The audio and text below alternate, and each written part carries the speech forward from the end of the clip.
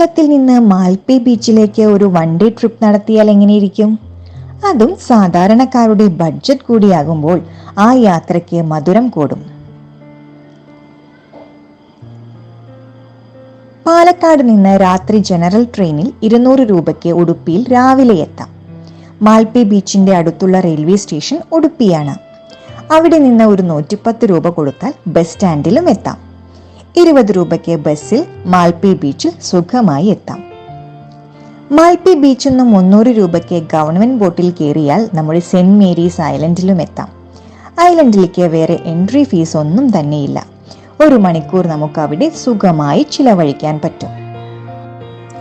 പ്ലാസ്റ്റിക്കിന്റെ ഒരു കണിക പോലും ഇല്ലാത്ത പ്ലാസ്റ്റിക് നിരോധിത ബീച്ച് തന്നെയെന്നും നമുക്ക് പറയാം.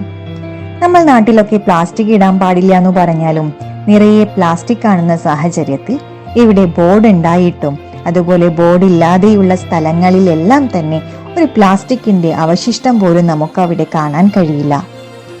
അത് മാത്രമല്ല, വൃത്തിയുള്ള കാരണം കൊണ്ട് തന്നെ വന്നു പോകുന്ന ആൾക്കാരും പ്ലാസ്റ്റിക് നിക്ഷേപിച്ചും പോകുന്നില്ല. അതുകൊണ്ട് നല്ല വൃത്തിയുള്ള ബീച്ച് എന്ന് നമുക്ക് നിസ്സംശയം പറയാം. അതുപോലെ ഇവിടുത്തെ വേറൊരു പ്രത്യേകതയാണ്, സാധാരണ മണൽത്തരികളുള്ള നമ്മുടെയൊക്കെ ബീച്ചിനെ അപേക്ഷിച്ച് ഇവിടെയുള്ള മണൽത്തരികൾക്ക് ഷാർപ്നെസ് കൂടുതലാണ്. ഇവയധികവും ഷെൽ പൊട്ടിയിട്ടുള്ള മണൽത്തരികളാണ്. അതുകൊണ്ട് തന്നെ ചെരുപ്പിടാതെ സാധാരണ മണലിൽ കൂടി പോകുന്നത് പോലെ നടക്കാൻ പറ്റില്ല. മണൽത്തരികൾ നമ്മുടെ കാലിൽ കുത്താനുള്ള സാധ്യത വളരെ കൂടുതലാണ്.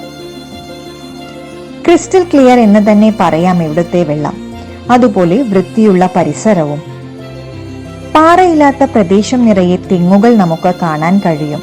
അതുകൊണ്ട് തന്നെ സെന്റ് മേരീസ് ഐലൻഡിന്റെ വേറൊരു പേരാണ് കോക്കനട്ട് ഐലൻഡ്. പണ്ടുകാലത്ത് അവസാദ നിക്ഷേപങ്ങളൊക്കെ ഉണ്ടാവുമല്ലോ. പാറ പൊടിഞ്ഞിട്ടും മലകൾ പൊടിഞ്ഞിട്ടും ഉണ്ടാകുന്ന അവസാദ നിക്ഷേപങ്ങളുടെ എല്ലാം ആകെ തുക എന്ന് പറയുന്ന അവശിഷ്ടങ്ങളാണ് ഈ കൂറ്റൻ പാറകൾ. ആ പാറകൾക്ക് ചുറ്റുമാണ് വെള്ളത്തിന്റെ ഒഴുക്കെല്ലാം. കൂടാതെ ഫാമിലിക്കൊക്കെ വരാൻ പറ്റിയ നല്ലൊരു ബീച്ചാണ്. കാരണം ഭയങ്കര ശല്യങ്ങളോ ശബ്ദങ്ങളോ ഒന്നുമില്ലാതെ ഫാമിലിയെ കൊണ്ട് ഏകദേശം ഒരു 1500 അല്ലെങ്കിൽ ഒരു 1000ന്റെ ഉള്ളിൽ ടൂർ പോകാൻ പറ്റിയ നല്ലൊരു സ്പോട്ടാണിത്. മാത്രമല്ല, വൃത്തിയുടെ കാര്യത്തിൽ പക്കയായ ഐലൻഡ് ആയതുകൊണ്ട് നമ്മൾക്ക് ഫുഡൊക്കെ പുറത്തു നിന്ന് വാങ്ങിക്കാൻ താല്പര്യമില്ലെങ്കിൽ നമ്മൾ കൊണ്ടുപോകുന്ന ഫുഡ് അവിടെ ഇരുന്ന് കഴിച്ച് ഫുഡിന്റെ വേസ്റ്റ് ഒന്നും അവിടെ ആക്കാതെ തിരിച്ചു കൊണ്ടുവരുന്ന രീതിയിൽ നമുക്ക് ചിലവഴിക്കാൻ പറ്റിയ നല്ലൊരു ബീച്ചാണിത്. എല്ലാവർക്കും ദ്വീപ് എന്ന് കേൾക്കുമ്പോൾ ആദ്യം ഓർമ്മ വരുന്ന 2 പ്രദേശങ്ങളാണ് മാൽദീവ്സും ലക്ഷദ്വീപ്സും. അങ്ങോട്ടേക്ക് ഫാമിലി ആയിട്ട് പോവുകയാണെങ്കിലും അല്ലെങ്കിൽ ഫ്രണ്ട്സ് ആയിട്ട് പോവുകയാണെങ്കിലും ചെറിയ ബഡ്ജറ്റ് ഒന്നും പോരതാനും. അങ്ങനെയുള്ള സാഹചര്യത്തില് നമുക്ക് തൊട്ടടുത്തുള്ള ഉടുപ്പിയിലേക്ക് നമ്മൾ എന്തായാലും കൃഷ്ണ ഭഗവാനെ കാണാൻ വേണ്ടി പോകുന്ന ആൾക്കാരായിരിക്കും.